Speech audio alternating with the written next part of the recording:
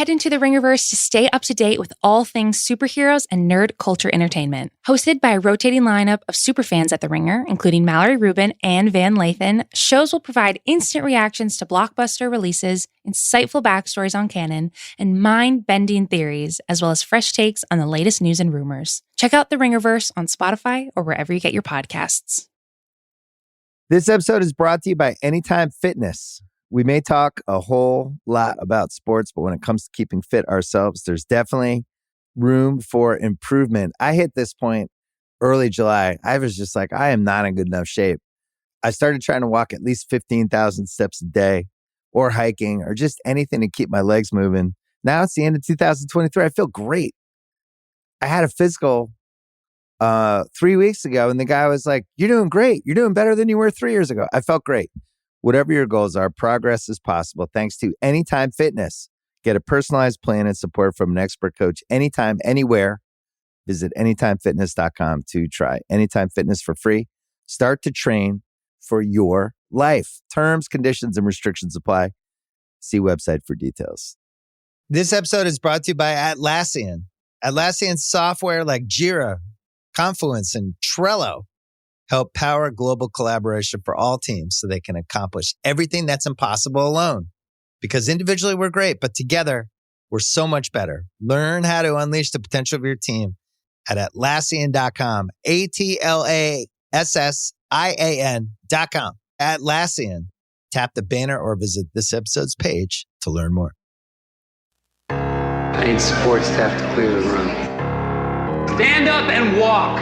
Now. Hello and welcome to The Watch. My name is Chris Ryan. I am an editor at TheRinger.com, and joining me on the other line, also known as Hans Christian Anderfuck, it's Andy Greenwald. That was your intro. Aww. I know. You kind of stole my thunder. Andy, what's up, man? It's our post-season finale Succession podcast. We've come to the end of the road.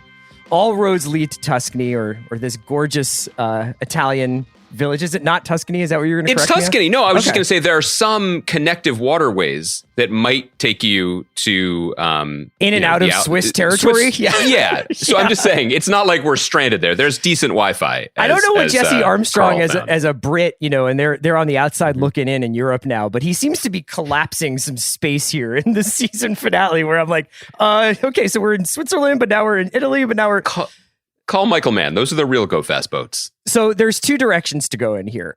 There is the very end of the episode, which is what I will, from now on, be referring to as the Tom Father. And then there is the opening of the episode, which answers all the questions that we've been asking one another for about 6.5 days about Kendall. We can go in either direction, or we can start generally speaking about how you felt about the episode. It's dealer's choice. I know the answer.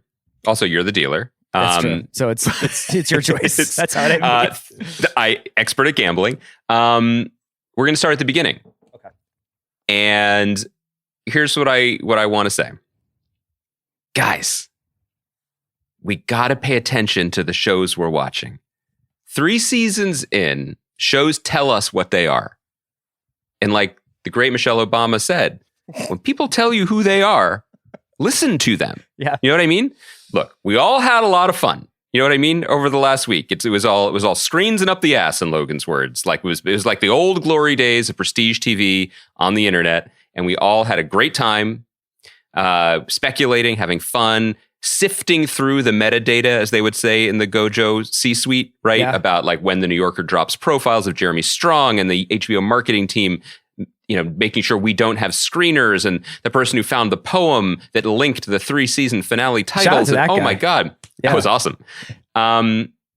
Great. What a positive place stuff. Reddit is, just like generally incredible scholarship. In my experience, it's mostly about British poetry. So I don't see the problem. But, and by the way, it went fast. Like, I'll say that, we are veterans of the 6 days between wars that used to erupt during Breaking Bad episodes or Game of Thrones seasons, et cetera, et cetera. In retrospect, if you can be in retrospect for the last 6-7 days, the speed with which the Succession discourse went from, that was kind of a moody ending to an episode, I think I'll go have a snack, to he is a corpse floating in Italy, and Back how does one and to have the a left? Yeah. How does one get a body back to Newark International? Yeah. Right? That was wild. And I think that it might be, I'm very interested to see, we're recording this immediately after watching the episode, 7 p.m. on the West Coast. But I'm very interested to see what the discourse is, because I think that some of the audience members, they were expecting a scalp. They were expecting a body. You could call you're looking right at me. Call me by my name. You want me to at you? Yeah, just at me. I was like, that dude is dead. I was like, this 100%. Like, this is a perfect ending for this character. Nope. I wasn't doing it because I was bloodthirsty. I wasn't doing it because I was like, he's Robb Stark. I was doing it because I was like, they ended the character. He has tried multiple times. He had the final conversation. He can't get free. His guilt will kill him. They ended that version of the character. Now, I do think there's a fun case to be made if we go back through some of the episodes. Like, yeah, in a way, Kendall did die in that episode, or at least that version of him, and we'll see what emerges going forward. There were certainly some interesting tectonic shifts in this episode. But look, I mean, this is the show. This is what it has been. In ways large and small, the narrative engine of Succession has always been about the moths circling the flame, and they keep circling, and they keep circling, and they keep circling. The show does not give you the scalps. This is the closest it's going to get to the Red Wedding. And there's a case to be made that this was the Red Wedding for the Roy family. And, we're definitely going to get to it. But Succession doesn't give you bodies on the floor. It gives you boar on the floor. Sure. And I'll say that are there legitimate frustrations to be voiced about some of the characterizations, circling, like, is there hope for Kendall? Is there a plan? Is there a different version of him that we're going to see, et cetera, et cetera? But I came out of watching this episode and I thought this was an excellent, rip-roaring, good time, great, entertaining Succession episode that took the show to a place that I'm very excited to see going forward. But my first reaction is I'm really glad to be in the hands of a showrunner who is very confident in the show he is interested in making and continues to make it. Now, it's not like he was bowing to pressure. He wrote these scripts 2 years ago and they shot this months ago. So it's not like he was sweating what the internet reaction was going to be or what red meat the HBO marketing team threw everyone in terms of what there was going to be. He can't control that reaction. But I was pleased that the show didn't deviate, because this is the show that I like and I enjoyed it. Yeah.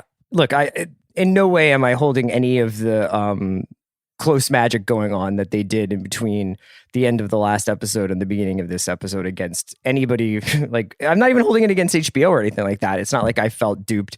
As the week went on, I was probably more along the lines of what you're saying, like, where it was like, I was pretty convinced on last Sunday's show that he had died. I was actually think that the reason why I was convinced was not because I did any like hard work on piecing together all the reasons why that was going to be in terms of like whether or not he appears at the wedding or not. It was really just because dramatically and narratively, it felt like a genuinely surprising, somehow fitting end to that character. Not that I was cheering for that. And then as the week went on, I think I was a little bit more and more like, wait a second, and I think I talked myself out of it by the time, so that when I turned on the episode tonight and about 30-40 seconds in, Logan is sitting with Iverson and reading him the children's book, and he just says, he's going to be okay or whatever. And it becomes quickly apparent that not only is he lived through this possible suicide attempt, possible just passing out in a pool, but that he is kind of now, in the opening stages of this episode, reverts back to form. You know what I mean? He has like a shaky point where he's drinking the Italian Gatorade, but then kind of comes in and he's like, I'm putting all my papers up on Instagram. And you're Gatterade. Like, oh, we're back. Is that what it's called? What's that? Gatterade. Yeah, that's right. Great stuff. Limoncello flavored. And I think that until that scene, the confession scene, there was like, I was like, I kind of wish that they had gone through with it if that had been in play. I wonder whether it ever was. I wonder how sincerely that it was being kicked around, whether or not that should be the end of the character. And then you get to the confession scene, which is basically shot like an Antonioni movie in this like abandoned part of a village. Back by the trash. Yeah. Wide shots of the three siblings standing outside of these buildings, and Kendall watching people doing the job, like the kind of jobs of the person that he allowed to die or killed, or however you want to view it. And I just thought it was so amazing to watch in real time, not only just a phenomenal piece of dramatic writing, comic writing, and performing, but the actual philosophical debate set up in the New Yorker profile about Jeremy Strong about is this playing out? Yes. Is this show a tragedy or is this show a comedy? And it's both. But to watch it be both in the most extreme ways at the same time and watch Jeremy Strong pretty much go fucking full Dog Day afternoon and just win another Emmy sitting there on the ground. Yep. And Kieran Culkin, who's probably the real MVP of this season, yep, insisting on, and I'm sure, obviously following the script, but that character and that performance insisting on, no, I'm going to keep making jokes about how bad the service was at Shiv's wedding because Kendall killed a waiter. And joke up until the very last second. And then like right when there's a ripcord being pulled, Shiv's like, well, we got to go. It's back to business. So I thought that was just an amazing scene. And it said a lot about Succession. I couldn't agree more. Let's start with that scene. It was an amazing scene. It was beautifully composed. It was beautifully shot. It was dramatic. It was emotional. Have you seen this scene? Beautiful scene. Amazing. Wonderful. Can I interest you in a trip to Italy? They take their trash out on Wednesdays during the wedding. It's amazing. Lovely properties in Italy. It was worth it. We earned that scene. And watching it, here was my thought. I'm really glad Jeremy Strong's on this show. Yeah. I'm really glad he's staying on the show. I'm really glad that whatever process he has to go through to get to a place, whether it's as wonderful as Jessica Chastain tweets that it is, or whether it is as challenging to be around as some of the subtext in the New Yorker article seemed to suggest that it was, not my business. I don't work on that show. You know what I mean? Like I don't have to AD those scenes. I don't know. I'm not in the makeup trailer trying to like make sure people don't cross paths. Who cares? It is a gift to see him act and play this character, and I'm thrilled that he'll get to do it for a longer time. And let's also continue to praise Jesse Armstrong and his writers and Mark Mylod, the director, because they run right at the issues that could be considered problems. The fact that Jeremy Strong and Kieran Culkin are giving performances that at times could potentially be in completely other shows. Yeah, right. And they are alone together. And each of them finds the other's companionship in that moment excruciating. Not the actors, the characters. The actors too? Who knows? Not our business. It doesn't matter. They are harnessing, the producers and writers, the inherent tension in their acting styles and making the show better because of it. And that is what the show does best. And it's that level of, yeah, we're talking about the content that we're seeing. Great scene, crackling scene, agonizing scene. But we're also talking about how smart everyone is structurally, managerially to allow that to happen. And I loved it.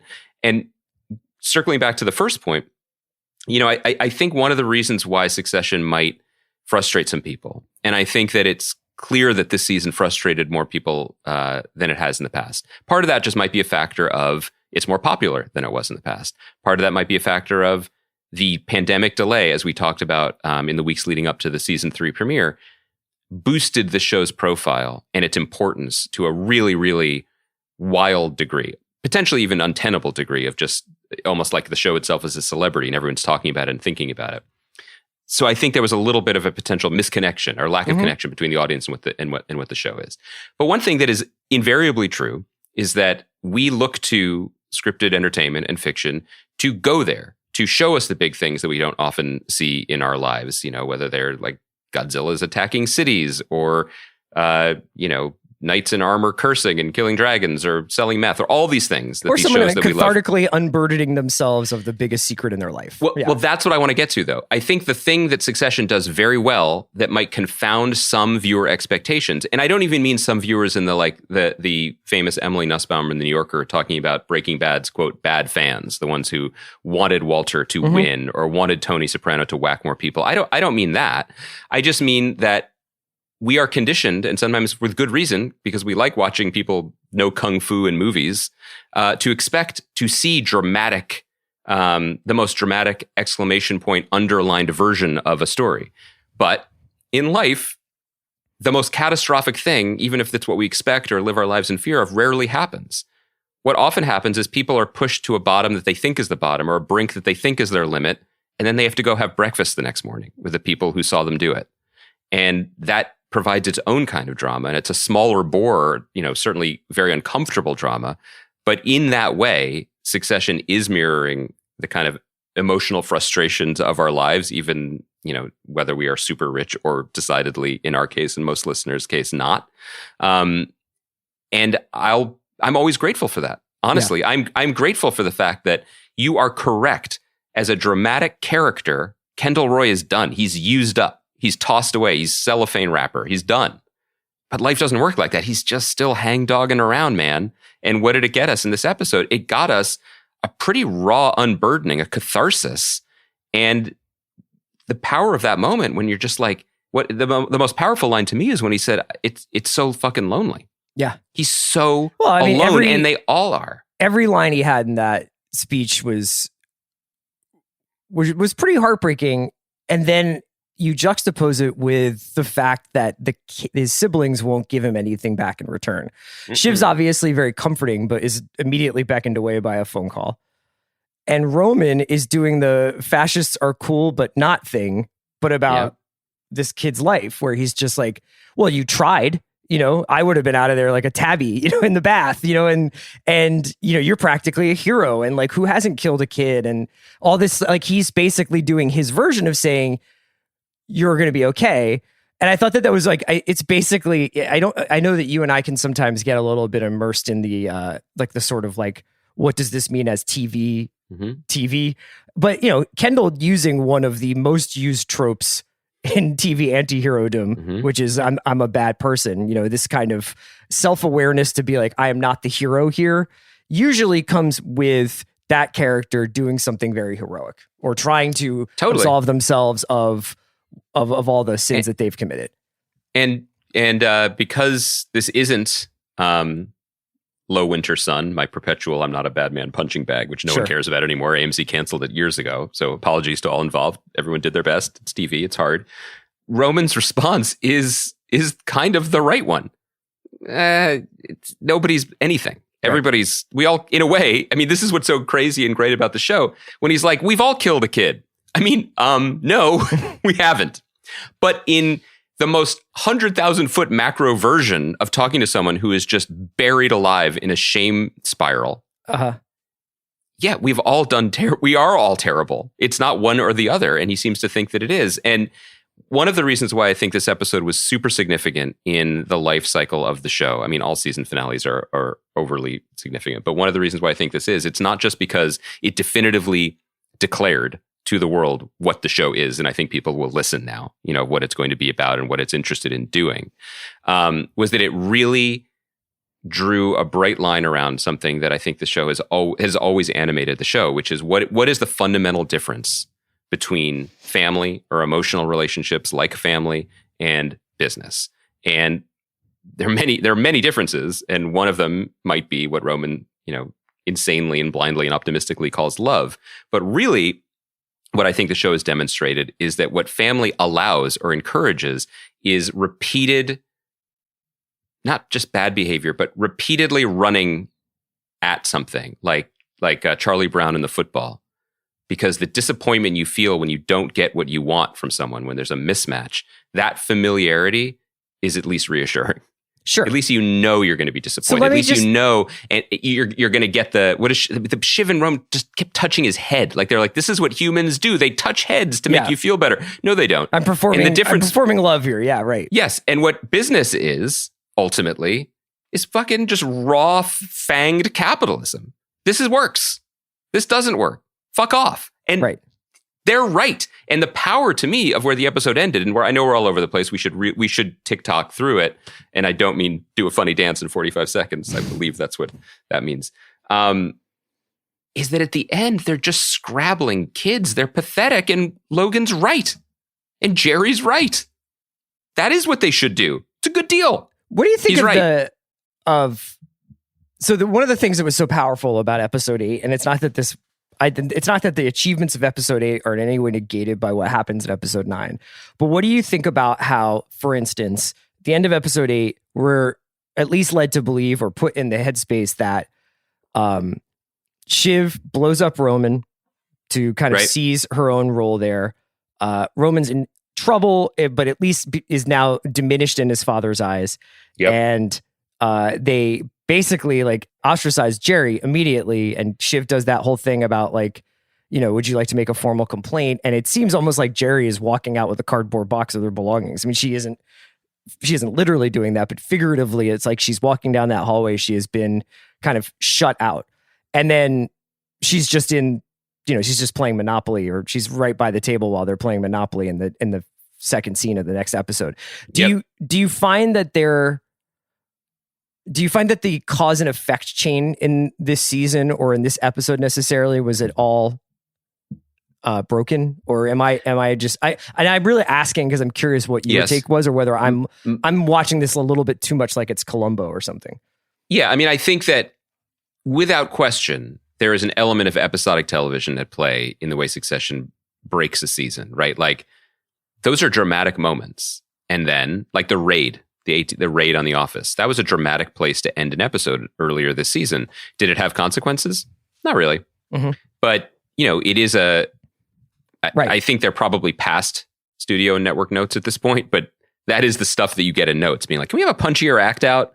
And it's really, and when you get notes like that, it's really, especially for the weekly model, or actually for all models, because the binge model is you just needs to get them to keep watching immediately. It's just, how can we keep it going? It's a problem you'll solve the next day.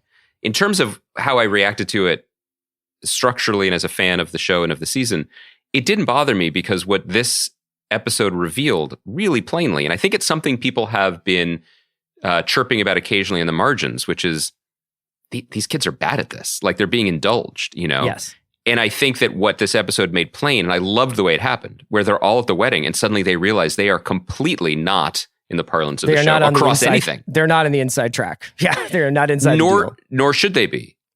They are, in Logan's words, fucking pedestrians. And he was wasting time playing little power games, because that's what gets him off with them up to this point.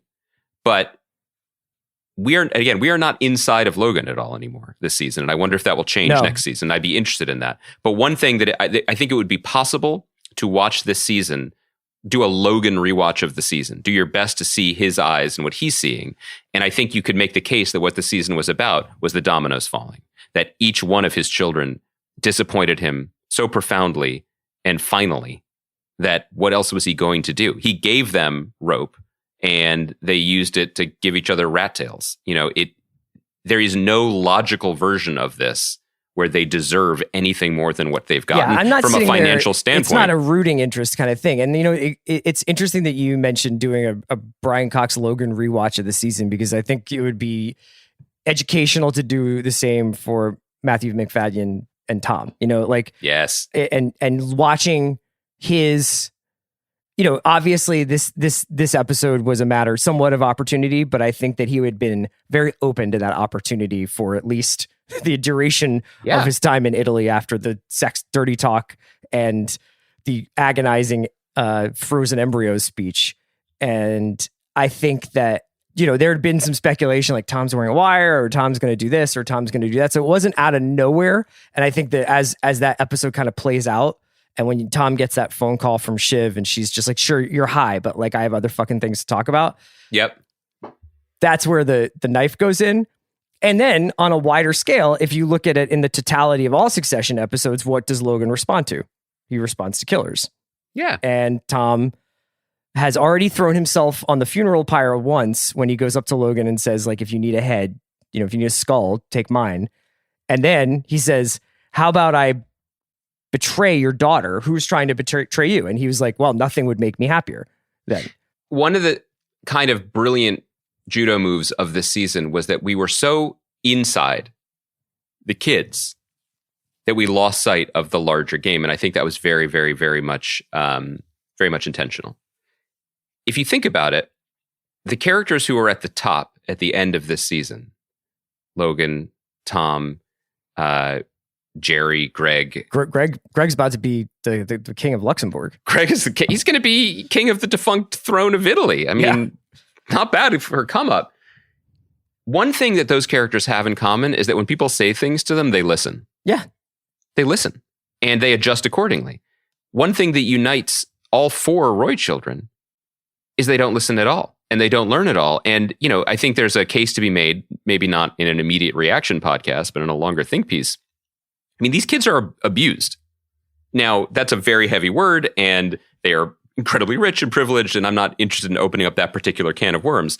But in terms of how they respond to things, they just got decapitated by their parents. Yes, they're abused. Yeah, they're abused. And the way they speak to each other, the circular language, the circular firing squad, and none of it matters. They're playing Monopoly again the next day because they're playing, right? None of it matters. None of it means anything because they believe, shockingly, up until the very last moment, that their position is secure, that they're special, that they're, or something. They're not. They're not playing. They're playing a game that is not the same game the other people who have had other life experience or who have struggled or who understand what's actually going on is playing. And they all lose. Yeah. And, this is another moment of tipping of the cap, even though you're the only one wearing a hat tonight. For a moment like that to land, for the emotion that Sarah Snook is playing in that moment and what Kieran Culkin is doing and how Jeremy Strong is almost blanked out. He's already played this movie in his head. He's become a Buddhist monk in this. Yeah, he's just I'm almost beyond emotional reaction to these situations anymore. He understands failure from the inside in a different way now. But for that to be an empathetic moment, to be an emotional gut punch for the audience, that's some high level storytelling jujitsu there. That's pretty impressive, and it feels right. That is right. Yeah, the most Succession moment of the entire night, or the entire season maybe, is the fact that there's a moment right before the very last shot where it actually almost is the end of The Godfather. Tom's outside, Logan pats him on the back, and you see him through the door frame, and you're almost like, holy shit, are they going to close the door on the kids? Because that would be fucking, that's how The Godfather ends. And what happens is even more breathtaking in some ways, because Tom goes in and kisses his wife on the top of the head and is kind of like, what's wrong? What's up? He is finally on the other side of it. Yeah. He is now a killer, and he is doing what has been modeled for him. He is performing a marriage, which is what Shiv's been doing from the beginning. But now all pieces of old-fashioned Midwestern human thinking. Yeah, she was ready to sell him into prison, Yes. And, make these sort of gestures towards, sure, yeah, when you get out. But in the meantime, was planning for her own future. Yeah, he absolutely did exactly to Shiv what Shiv had done to him, for sure. And I think I'm glad you mentioned that before, that there was, again, it's just trying to focus on the show tells you what it is, especially after at least one season, and it tells you how to watch it. And Tom's emotional state, not just the precarity of his professional or his carceral status, right, was very important this season. It was very important this season. But this isn't the mayor of Kingstown. He's not wearing a wire. What he's doing is listening. Should we just do a Mayor of Kingstown pod now? Every Sunday night going forward during the holidays. Starting 7:50 p.m. Sunday PST. I think this is for the best. This is how that plays out. So people were picking up the right radio signals, right? But kind of forgetting what the show is, I think, but also B, we're not, and we shouldn't be, thinking on the creative level of the people in charge of the show. Just a pause to say that. We didn't know what was going to happen this episode. No one, I think, correctly predicted what was going to happen this episode. That's a good thing. We're not chumps. We're not suckers. People watching the show who thought one thing was going to happen for sure. Relax, man. Go into it. Be like Roman on that speedboat, racing him back to his mom's second or third or whatever wedding. You know what I mean? Drum on the roof and let the wind go through your hair. This is what we watch it for. It's great. This episode is brought to you by Mint Mobile. New Year's resolutions are fun the first couple of weeks. Then you kind of maybe conveniently forget about them halfway through January. No shame. It happens to us all. But this year I have a foolproof plan, at least when it comes to saving money. Just switch to Mint Mobile and you're done. Goal accomplished, because for a limited time, their wireless plans are $15 a month when you buy a 3-month plan. The great thing about Mint Mobile is there's no jaw-dropping monthly bills or unexpected overages, and all plans come with unlimited talk and text. Get this new customer offer today at mintmobile.com/watch. Additional taxes, fees, and restrictions apply. See Mint Mobile for details. This episode is brought to you by State Farm. You might say all kinds of stuff when things go wrong, but these are the words you really need to remember. Like a good neighbor, State Farm is there. They've got options to fit your unique insurance needs, meaning you can talk to your agent to choose the coverage you need. Have coverage options to protect the things you value most. File a claim right on the State Farm mobile app and even reach a real person when you need to talk to someone. Like a good neighbor, State Farm is there. I've got kids, and that means it's always about them. But I need support too. That's where Ollie comes in. With their delightful, hardworking gummies, my partner and I can actually get a good night's sleep, so we'll both stand a chance of managing our stress responses. Even when the kids are doing parkour in the living room, discover Ollie vitamins and supplements. These statements have not been evaluated by the Food and Drug Administration. This product is not intended to diagnose, treat, cure, or prevent any disease. You don't have to buy custom window treatments in person because Blinds.com invented a better way. Blinds.com is 100% online. There's no showroom markups or waiting hours for quotes from pushy salespeople. A Blinds.com designer helped me pick the perfect style for free. And Blinds.com shipped free samples right to my door. You can DIY or book a pro like I did with just one click. Best of all, everything's covered with the Blinds.com 100% satisfaction guarantee. Shop Blinds.com for up to 45% off. Rules and restrictions may apply. So here's an interesting point that kind of only occurred to me as I was watching the credits and as we were getting ready to record. What are we even fighting for anymore? Because like the win, he's like, you fucking pedestrians, and he basically gets Peter Munyon into the House of Lords or the House of Commons or something, and so Caroline redoes her divorce on the fly, giving Logan control of the holding company. Mm-hmm. But that's not his company anymore. Like that. I think it would be amazing if they are able to find time for Alexander Skarsgård to continue to be on this show, because he is. I'm sure he really brings a cool energy and a different energy. And I thought his scene with Logan was awesome. But I don't. It'll be incredibly interesting going forward. It's like if you're the kids, it's like, okay, so we lost what? Nothing. Like we lost being part of this thing that we were eventually going to get cut out of anyway. Yeah. And so what's next season? Is Roman working at Sbarro? Like what, like is it just pick up 6 months later and they're, that's right. They're doing like the Office style confessional interviews from their new lives and being like, yeah, this is fine. This is fine. Look, I think that for as much as we talk about how Jesse Armstrong is not a conventional TV thinker or plotter, or at least not in terms of the American heavy lift drama that we've experienced over the last few decades, he does subscribe to the push all your chips into the table at the end of the season. Like that is absolutely something he believes in. He's now 3 for 3 on kind of devastating, status quo altering final, not just episodes, final moments, right? That's their problem. And I'm thrilled. They're going to have to figure this out, what it's going to be going forward. I think that this makes a lot of sense. Look, it answers a lot of the questions that people were asking.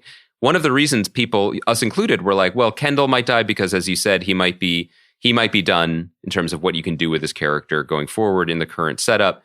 Late breaking at the end of the week, I was talking to people who weren't just galaxy braining it, made a very strong case that actually the Kendall stuff was a misdirect. Logan was going to die. This was going to be Brian Cox's last episode, because if you think about it, where did you hear that? I mean, like, you don't have to say it was from anything particular, but you had conversations like that?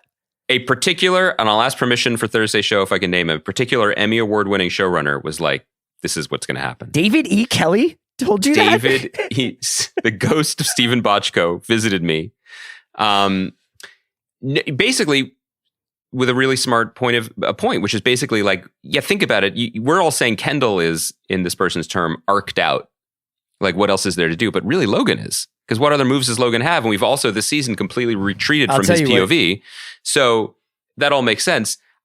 I think that this is the right move for this show because it pulls the ground out from everybody. It makes them run in an interesting way. The one reason we maybe should have seen it coming is show is completely fictional. Although sometimes it's horrifyingly close to home on both emotional and geopolitical level. And I don't know all the details of how this went down, but Rupert Murdoch sold his shit to Disney. Yeah. You know what I mean? He was just like, this is the right deal for the right moment. We can't do that, and I don't want to do it anymore. So I know that my sons have been, tap dancing like Michigan J. Frog for the last 30 years, but this is This is right. This is right. Literally, I know nothing about James and Lachlan Murdoch and their psychologies and their relationship with their father or whatever. But I do know that Rupert Murdoch was more comfortable sitting in a room with Bob Iger and getting this shit done than he was, just kind of like passing the buck to his children. And that was what that moment with Skarsgård was. And I think that, again, I don't know the casting decisions, but it feels like Skarsgård is main cast next season on this show. Also fun, by the way, that we spent a bunch of time in the off season and season being like, Sanaa Lathan and Adrian Brody, et cetera, et cetera. Peter Riegert, for some of us were excited about that. And they didn't all pop. Some were kind of like vanity one episode turns. They could all come back in the Succession expanded universe. They might come back, but one of them was going to stick. And I think to your point, yeah, they picked the right one. It's very decentering and kind of discomforting in a great way for the characters, and I think thus for the drama. Speaking of sticking, let me pitch you on season 4 Succession. Yeah, man. Flash forward 25 years. Yes. And Logan Roy's Maca root has graduated college.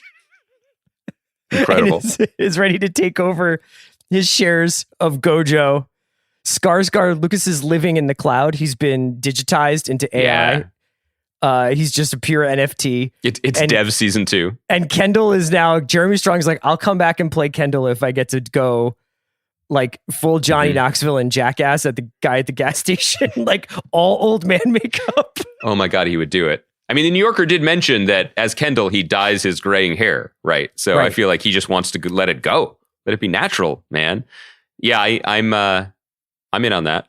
I wasn't really sure. Speaking of his method acting, and I'm sure I'm probably wrong, and I'm also about 10 years out of practice myself. But he did not look like a very natural smoker, sparking up that American spirit. I thought it was like an awkward first puff.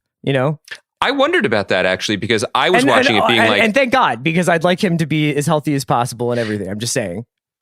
At that moment, as a non-smoker, I didn't critique the style. I actually was like, I bet Jeremy Strong started smoking American Spirits 6 months prior to this when he got the scripts the first time before COVID shut it down. Yeah, just for that moment, so you could have it accurately. You mentioned the maca or the whatever it is, the root, smashing walnuts. Yeah, he's smashing walnuts for the siege. That was it was very funny. But it was also, it was part and parcel of the larger momentum of the episode, which was this is a term that the episode uses so well, to completely, not just destabilize, but eradicate the children's position. Mm-hmm. Because, again, the show has kind of smartly adopted their POVs a bunch, where we're like, well, Kendall's more complicated than he seems, and maybe his heart in the right place is in the right place. Or Roman seems like a fuck up, but boy, he certainly, knows how to turn on the bigot spigot. And we like Shiv because we like Shiv, and we want a woman to be smart in this world. And we like Sarah Snook's performance, and she has some outside experience or whatever. Sarah Snook today was she has not been in as much in the conversation, because I think in a lot of ways it was Roman's season and it was Kieran Culkin's season, and that Jeremy Strong obviously had a lot of very big showcasey scenes towards the end of the season. But her in that room with Frank and Carl and Jerry and Logan, she was amazing in that scene. Yeah, she was savage. I loved it. But I think that just the idea that what they're fighting for, why they feel they are owed something, if you take out the jargon, is so dumb and petty, and their dad called them on it, right? Like, yeah, the jargon is Roman's love. Roman's like love. That's why you should do this. You owe us because we've sat here and eaten shit for 30 years, and now you can just make another baby and they get connered. And by the way, like, all of this was, sometimes it's one of the pleasures of the show is that there's so many scenes and there's so many funny scenes that they wash over you, and they don't necessarily feel like they are strung together in any particular way. There's a version of watching this episode and being like, oh, Alan Ruck's great. And he finally got a big scene, and he's a team player. He's always around. He's always good for, a couple minutes in crunch time. This scene was crucial, not just to the character development, the scene at the table, the intervention for Kendall, that's actually a declaration for Connor. It's it's crucial because what it does is foreshadow how all of this comes down to nonsense. Yeah. Birth order, right? They don't hold anything in their hands except their last name, which they don't even hold because, as Logan says, their hands just turn to sausages. It's pretty expertly done, in addition to being pretty funny. And we should shout out while we're just, I don't know if we're going to talk more about Connor, but Justine Lupe's face as the limo door is closing. Shouts to Mark Mylod for catching that. They have a lot of cameras moving. They probably did a bunch of takes. But I mean, the quiet desperation of that shot and the shot of her just drinking later. Great little moments like that. Like I thought Jeremy Strong patting the valet on the shoulder, like the guy bringing him his car, as if he's sort of like, hey, so we're good now, right? Service industry. Like, hey, working class. I've unburdened myself. Mm-hmm. But just that little tap, like him watching those guys bringing out the trash. Yeah, there were so many great moments. And I also thought, just the way in which they shot that last confrontation of Logan being like, going from I'll be placating, then I'll just try to get Roman. Mm-hmm. And then when it's obvious that the three of them have turned against me, all hell breaks loose. And at the end of that scene, and when you get to the end of that, I thought the fucking best part about it, because sometimes, for as much as I love Connor, I kind of wonder like, Connor's incredible, but this is kind of like a comic relief part for the show. It's like a pressure release valve. But at the end of that scene, all those kids are Connor. They just got Connored. Yeah. They just have this name now, and now they have a lot of money, and they have like kind of a nebulous sort of, role in the world, but they have no actual power and they have no actual juice.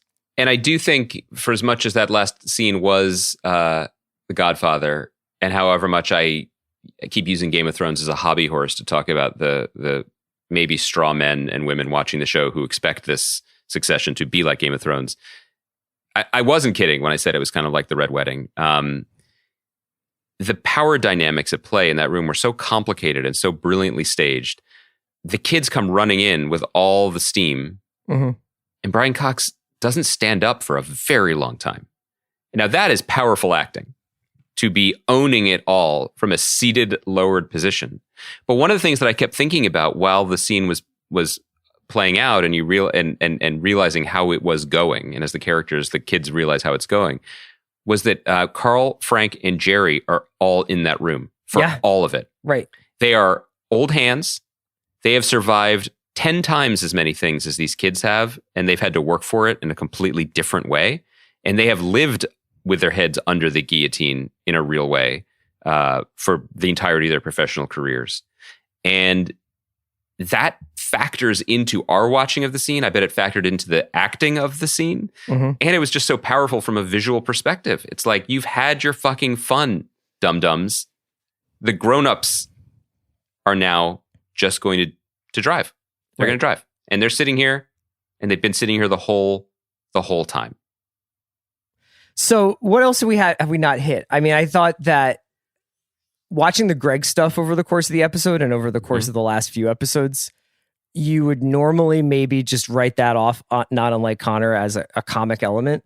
But I thought that if this season taught us anything, aside from the fact that, feel free to go swimming after a couple of bronies, it taught us that this stuff happening on the periphery is actually really important. So Greg, perhaps becoming the weirdest king in Europe, who knows? That's saying something, by the way. But maybe that winds up coming into play in some capacity. Do you know what I mean? Like, maybe all of the stuff, I don't think that stuff gets written into this show. I think there are a lot of throwaway lines, and there are a lot of freebies, and there's a lot of really great burns. And sometimes you'll get a joke that happens at the expense of the drama, or at the expense of the this should happen after this. But I'm curious where your head is at with like some of the more lower tier characters in terms of like what their part is in the great plan. Well, I'm happy for Comfrey that she got her trip to Europe and to Italy. I was happy that Frank and Carl were there. We talked about that last week. I'm relieved. I am interested in we'll start with Greg. Like, Tom isn't lying to him, and I don't want to make a blanket statement without, I haven't obviously rewatched the entirety of the show. We were just recorded after the show ended. Yeah. But I mean, the series beyond it, because I was going to say that I think that I don't know if Tom's never lied to Greg, But that might kind of be true, right? Like when he says, who in this family's looked out for you? He's right. Mm-hmm. He's dealt with him. He engages with him. He shit on him, and he made him eat an ortolan with a napkin over his face, among many other indignities. But laughed at him when he did like a table full of cocaine to save Kendall. Yeah, but he talks to him. Sure, he engages with him, and that is clearly enough. Which other characters should we run through? We could talk about Caroline. I mean, this was 2 episodes in which she sort of loomed in the background, and I wondered for a while, like, what, aside from the incredible trip they must have gotten out of it, like, where are we going with this? Not in like a nagging way, but I was just sort of like, that scene with Shiv and You're My Onion in episode 8 of, what, and also sort of Caroline's view on what those kids needed. And even her saying, like, maybe this is best for all of you. Maybe this has all gotten a bit crazy. I mean, they are extremely bad parents. They don't love them or express love in any way that is sustaining or helpful in any imaginable sense. And yet these kids, they hold out hope. Yeah. They hold out hope. And hope can be very, very, very dangerous. They all look like kicked dogs at the end of it. And I think that there is and there's a version of this where, just the Shiv stuff. They're just, they think, the kids keep thinking they've climbed to the top of the highest point, and they have now the perspective to see what they did wrong and what it would take to become what they most want to be. And I think Shiv leaving the Onion conversation last week and saying to Tom, here's what we're going to do. We're going to show them. We're going to get this right. And she didn't use those words. She used very different words. But to herself, I think that was what she was thinking. I'm going to earn my mother's respect by defeating her, basically, and being better than her and having it all.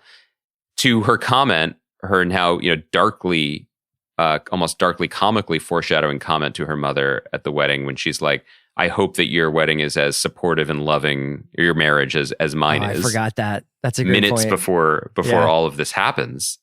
I think that's what I keep coming back to.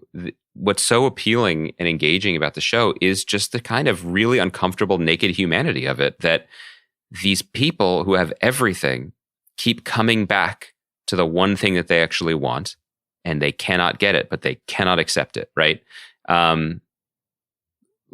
Logan and Mattson understand each other. There's the dialogue about everything is boring except this, except the high of this moment.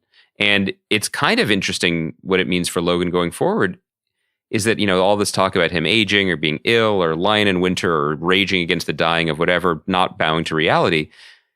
He might just straight spitting maca root everywhere he goes. But regardless of that feels like a distraction, because it might be that in the, that fucking rented palazzo that Mattson doesn't have a bed in, Logan might have been like, oh no, I get it. This is it. This is my last high, and I'm going to make it pure, and I'm going to make it good. And this is it. And at the end, I'll have more money to throw on top of my pile of money, but I don't give a shit about money. I don't care. It doesn't matter. But I'm going to have one last good time, basically. One thing to feel alive. And I'm not going to say that's poignant, because in the next scene, he tells his children what he really thinks of them, which is that they're fucking morons. Right. But there is something kind of, it's not noble, but it's pure. But in that is such an interesting example of how sometimes what's interesting about what the characters are doing in any given moment is not always what's most interesting about the show. Do you know what I mean? Right. That there's a tension there. So Logan feeling the thrill of the deal and recognizing in Mattson a kind of a fellow traveler when it comes to I like failure, and I like, show me your weaknesses. And like when he's like, what are you thinking? And Logan's like, I'm not fucking telling you what I'm thinking. Now, interestingly, Roman has a very similar response to a question like that in episode 8, which does speak to Roman's similarity with Logan. But Logan being sort of deposed as, and this show is going to figure it out. And next season, he could be overseeing the presidential election, and that would be a fascinating season of television or whatever they want to do. But Logan not being in this position is in some ways as dramatic a turn as a character death, as a main character death. Yes. You're right. So Yeah, I think that both these last two I wouldn't episodes take away ended with anything from the bravery of the show, even if I think that I was caught up in the momentum of, oh my God, like this is the tragic end for this character, this unlovable person. I think it's worth repeating yet again that a hallmark of British TV, maybe British culture, maybe British life, is an ability to withstand the cringiest, most uncomfortable situations. Cringe comedy, whatever that term might mean.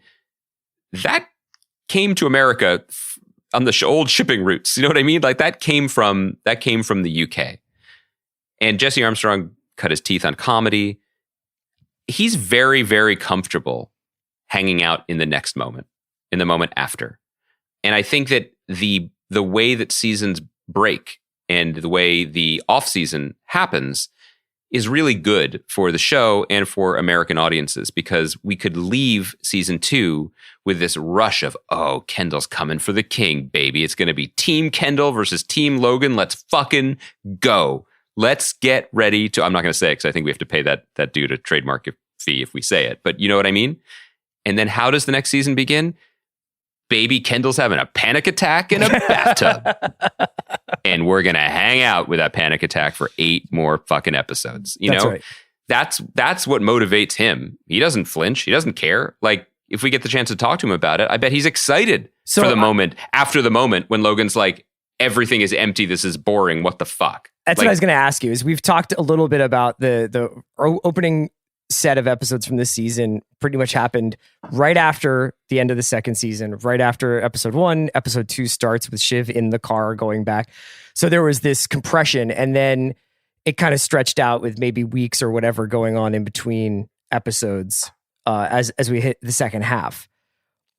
I'm not asking for to get any like predictive and what do we want from season 3. I don't really care yet. I'm curious whether or not you're more curious about what happens immediately as Tom comes up behind Shiv and puts his hands on her shoulders, or 6 months later when Logan's like, this isn't that fun. I'm going to cause a lot of, Like, are you more interested in the thing that happens the second after Logan leaves that room, or a year after Logan leaves that room?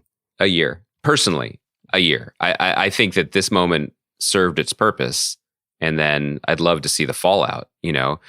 I was joking before when I mentioned The Office, but you know, I feel like that it is ripe for a Michael Scott Paper Company type arc, you know, where like Shiv and Kendall start their own media empire. Yeah. Well, they said they would have a beautiful partnership. They were like, we could all be equals, you know? I mean, they'll borrow a van from the Korean church, so they'll have to pick up people all the time, like in that episode. But yeah, I would love to see a time jump, but I also, you know, maybe this is old age, maybe this is just enjoying the show for what it is, but I feel relatively zen about this in a way that I might not have with one of the more amped up, plot driven masterpieces that we've been referring to, Breaking Bad, Game of Thrones. Like, you know, I unlike Kendall at the end of season 1 at Shiv's wedding, like I trust the driver here. You know what I mean? Yeah. And if there's one thing that this season has shown us, for good and for ill, the show is going to operate on its own pace and tell the stories that it wants to tell. And it's not going to give us the satisfaction that we sometimes want out of it, or the propulsive change that we sometimes feel we deserve. It's going to pick the moment, and it's going to continue. And, you know, I think that the shape of the series, at least in terms of our conception of it, hasn't changed too much by this episode. I still feel like we are market capped at 4 or 5 episodes max, 4 or 5 seasons max, you know? Yes. Yeah. I don't think there's certainly nothing in this that suggests more than that. But I also think that it will play itself out to the end as a family drama first and foremost, and the structure of the family and the relationship to each other as family. But it's exciting. I think that what is richer terrain for this show with these actors and these writers going forward? Is it mourning the loss of Kendall, or Logan on trial for abetting the cover up of the death of the boy, you know, as he keeps calling him, the cater waiter?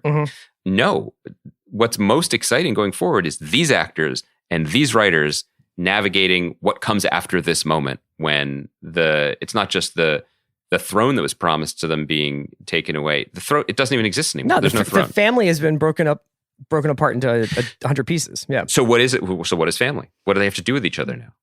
That's interesting to me. They have to scale the north face of the fucking Eiger. I guess the only thing I was going to say is if there's anything from taking notes on this episode, I have Roman's face during Shiv's toast. I really liked the face he makes when she makes reference to her marriage to Tom. But also Shiv, by the way, respect to Shiv for, I know that she's the character, not the actress, has gotten some criticism for just more than the others, like not just keep making the same mistakes, but constantly making the same, like turning blank dick into an insult, right? Sure. Like she seems to have in her Merriam-Webster insult dictionary, she has her favorite page highlighted. Yes. But there's something effective about her sledgehammer approach to belittling people, because the sheer savagery that before she gets to the room with her dad, when every other comment, every other sentence to her brother is, "You want to fuck our mother?" Right. When Caroline's walking down the aisle and she's just like, "You should go up and tell Mom." Yeah. Yeah, that's pretty good. Other than that, it's just random stray lines here and there. Make your own fucking pile pretty much sums up Logan's attitude towards his children. I have that underlined too. What am I going to do with a soul anyway? Pretty much sums up all the characters on this show. Yep. I think all of the stuff that Kendall's character utters in that village scene where he's, I'm breaking apart and shattered into a million pieces and I'm so lonely, and all those things that almost sound sentimental or melodramatic when you hear them read back by me were just rendered incredibly poignantly by Jeremy Strong. And I also like the line, "The Wizard of Fuck." And I want to stay in that dust for a while. By the way, the costumers did a great job because, or maybe rich people just know how to get the famous red soil of Sienna out of $1,000 pants during a car ride, because right. Bravo, that was very well done. I think to me that was the most thrilling scene, not just because it was so momentous emotionally, but because of what it did do and what it didn't do. This is a broken record. We're recording basically instantly, and so I'm sure there are more things to say about the episode in different places that we could dive deeper into. But I just think that so many shows will take the opportunity for a character being at rock bottom, whether they're actually saying "I'm not a good person" or not, to bring closure to that emotional moment. So what you would expect in a lesser show or a less interesting or intelligently written show would be for Kendall to wipe his eyes and stand up and be a new man. He has unburdened himself. He's reborn if he, quote unquote, died at the end of the last episode. But that's just not what happens in life. And this show is not life. But what happens when people break down in the dust near a trash can is people are like, do we have to do this? Yeah. Seeing people cry is hard. It sucks. It's uncomfortable. You see it every Monday and Thursday with me. Well, luckily they turn off the Zoom cameras, but Kaya has the tapes. And then it was just time for him to get up. He laughed once, about the gin and waiting 45 minutes for a gin and tonic. And that was a human moment, but life isn't just one moment, Yeah. And then it was on to the next thing because the people around him were on to the next thing. And he was great. Sadly, and this came across in Jeremy Strong's performance, I think Kendall was grateful for the crumbs. I think he was happy to be given something to do. As he says, he's been planning this since he was 4. But I think he was grateful for the attention he got. Oh, yes. The emotional. He knows they're all broken sock puppets, and so he got as much as they were capable of giving, and maybe that was okay for a moment. And then there was an updraft, and he could just stand up and glide on it again for a minute, and maybe for him that's as good as it gets. It is a savage show. I was emailing with someone else who was, expressing strong opinions about what would happen, and he said, "This is Bochco's Ghost."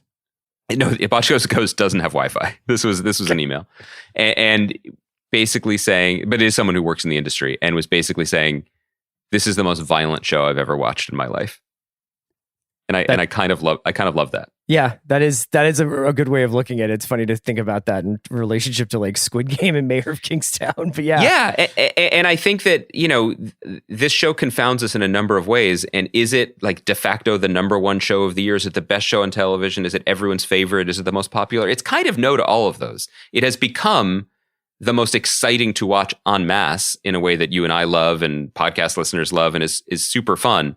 But it isn't always the very best, but it is absolutely true to what it is in such an engaging, creative, fucking cerebrally smart, and often hilarious way that I fucking celebrate it.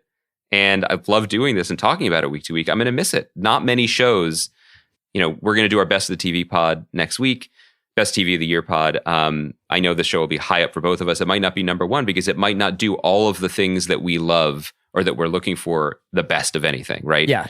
But in terms of giving us the opportunity to do this and talk about stuff and dig, I mean, there is nothing better right now, and I'm pretty excited about it still and grateful for it. I'm always bummed at the end of a season of Succession because it means I can't talk about it every week with you. So thank you to you. Thank you, Chris. If you were here, I would touch your head kind of awkwardly and then go take a cell phone call. I'll be your pod sporus whenever you need. And, by the way, I don't know if this is true, if there are people who have found us or only listening to us during these Succession pods, but I would just like to say, stick around. I just feel like our new CEO, Lucas Matson, has a lot of great ideas. I feel like our churn rate hasn't been great going, in the past, but I feel like in fiscal 22, it's going to turn around. And I feel like we've got a lot to offer. Thank you to Kaya McMullen for producing and for sticking around late on a Sunday night to produce this. Thanks to everybody for listening to our Succession recaps this season. We'll be back on Thursday with normally scheduled programming, and we've got our Best TV of the Year podcast with Sam Esmail coming next week. So fun stuff on the watch feed. Stick around and we'll talk to you guys soon. He says, I'm not a good person. And Roman says, you're fine. You're fine. That's what it is, man. That's life.